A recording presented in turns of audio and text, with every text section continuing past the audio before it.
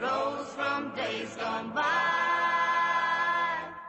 And did I hear you say he was meeting you here today to take you? There was a few places in Grafton that had caught fire, and he got caught for the last one that he did, and there was some charges that were dropped if he told other places that he set on fire. They were more severe charges, so he told, all the places that he had caught on fire.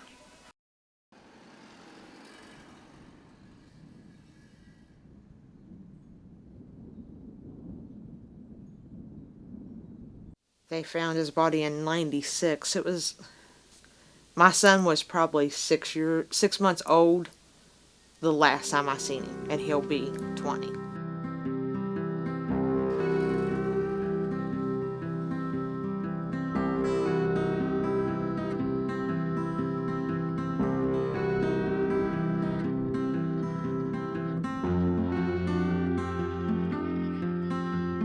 The 14 murders I've had in my career, this is the only cold one I have.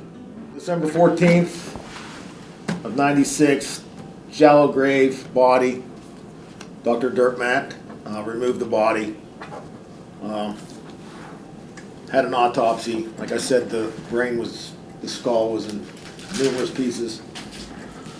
At the autopsy, the clothing was the black army boots, blue jeans, a sleeveless mesh blue shirt. The only thing that was in his pocket was this, looked like a free refreshment for some kind of boot show.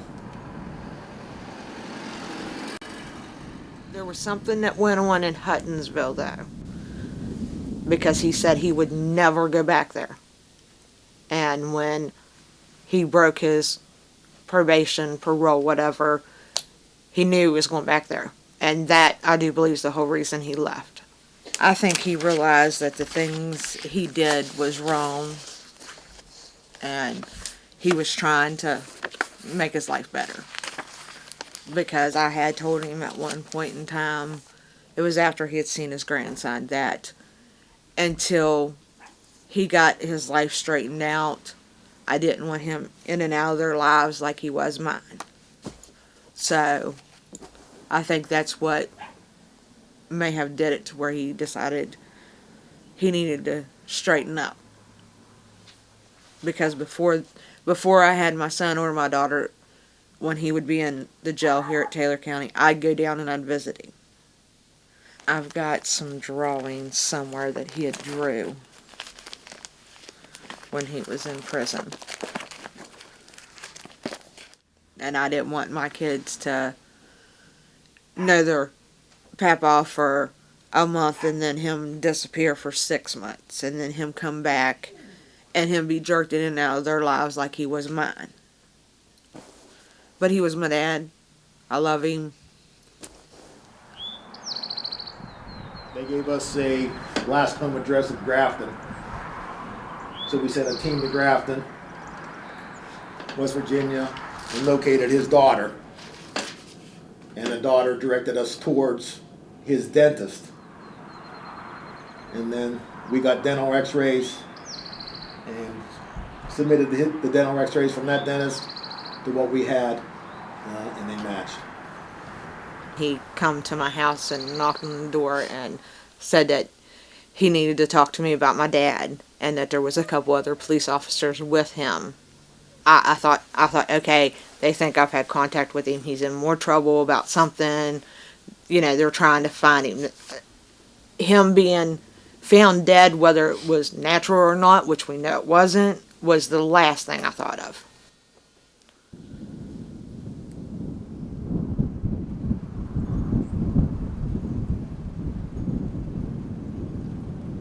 It was nothing out of the ordinary.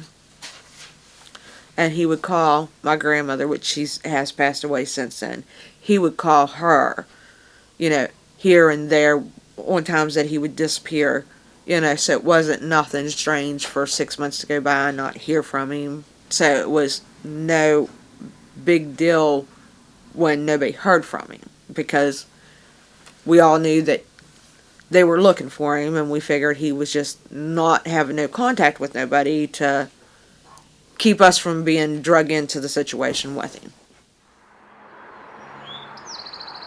So from there, we have a gentleman from Grafton, West Virginia, that's buried in Masontown, Pennsylvania. So numerous leads came in dealing with individuals in that end of the county, which were all eliminated. In a case like this too, where the gentleman's from West Virginia, you would think, nobody was bragging about this case. So two things: the guy's either really quiet, really careful, or the individuals just don't live in our county. From my understanding, before he was murdered, he was on the run from probation. He did flee. But not long after he fled is when he was murdered, and until they found his body, they just thought he was still on the run. He wasn't what you call a rowdy type person. He was just Mike. That's just who he was. He wasn't nobody else but him. I mean, he treated everybody the way he would like to be treated, and if it didn't happen that way, he'd let them know.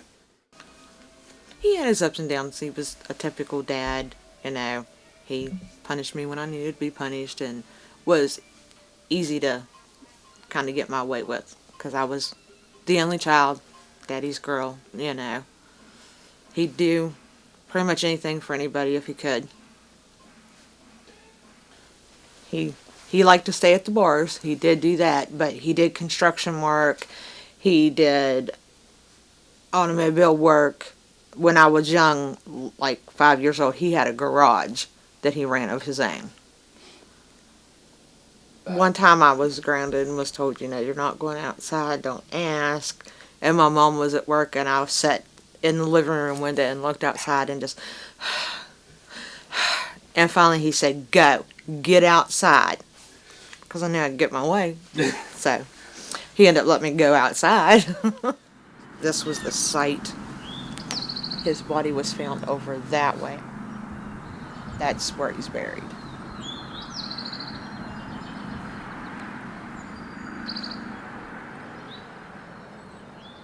But I'm saying if somebody knew him, they had to know him, because Mike just wouldn't go with just anybody. If he didn't know you, he would shy back away from you. If he didn't know who you was, nah, ain't no way.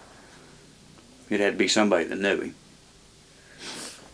And one of the people that I suspect that knows something lived like the picture I have of where they dug out in a mine or whatever they did there. We stood there. Their trailer was here. We pulled in, got out of the vehicle, and they ran inside. And we wasn't even going to their house. That's what makes me think they know something. And that was the last place that we knew he was dropped off at. The reason I'm bringing it out is now it's heated back up. We got information which ties into West Virginia. So now we're conducting a joint investigation with the state police in West Virginia, their deputy sheriffs, and our unit here. It hurt my feelings when she mentioned it to me. It just kind of stunned me a little bit, because I didn't think it would be him, but evidently it was. You only got one mother and you only got one father. You, regardless of how your relationship was, or you love them. I mean, that's something that'll never leave you. You can't bring it back. It wasn't fair to her. It wasn't fair to his grandkids or anybody. It was just, it's just a shame that, it should never have happened.